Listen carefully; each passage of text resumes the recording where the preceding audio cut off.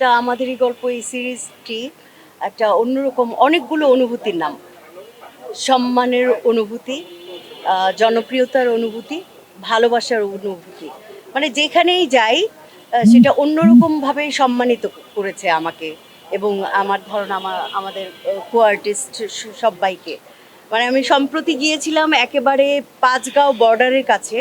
ওখানে উপজাতি অনেকে থাকে, চাকমা থাকে, মারমা থাকে, গারোরা থাকে। তারা যে বলে যে তোমাদের একটা নাটক দেখেছি, তোমাদের নাটক এটা আমাদেরই গল্প, নাটক নাটক নাটক। মানে আমি অবাক হয়ে গেলাম যে ওখানে পর্যন্ত মানুষরা এটা আমাদেরই গল্প দেখছে।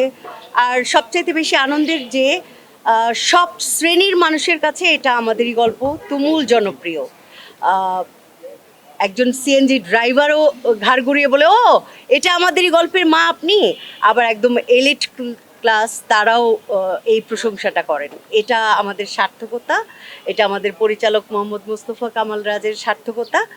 যদিও উনি প্রশংসা করা পছন্দ করেন না, উনি খুবই বিব্রত হন। আমি আর কিছু বলতে চাই না, সবাই বলুক।